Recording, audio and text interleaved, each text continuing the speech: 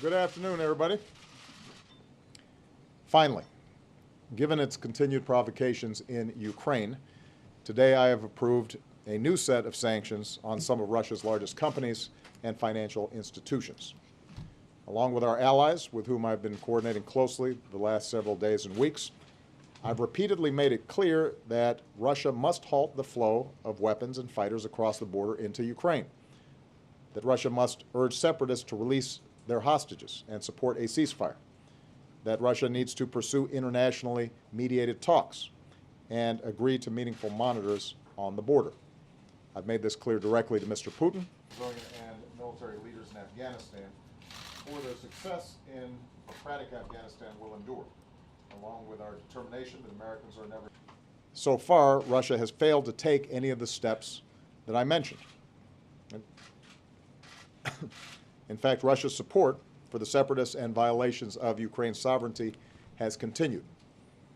On top of the sanctions we've already imposed, we're therefore designating selected sectors of the Russian economy as eligible for sanctions.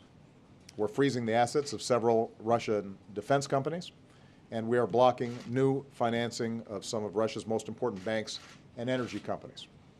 These sanctions are significant, but they are also targeted, designed to have the maximum impact on Russia while limiting any spillover effects on American companies or those of our allies. Now, we are taking these actions in close consultation with our European allies, who are meeting in Brussels to agree on their next steps.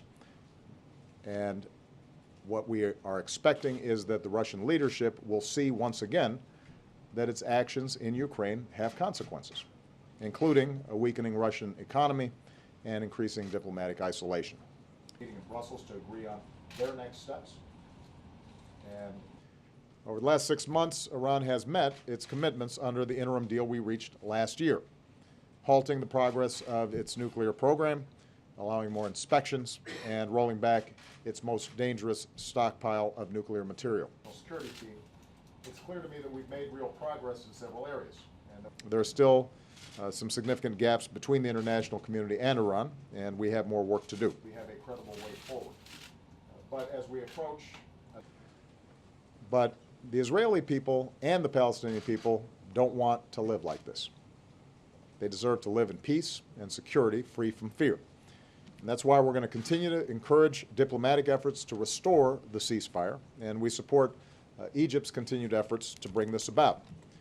That we will, in fact, meet these challenges. Thanks very much. Possible new sanctions against Iran? Can you talk about your colleague from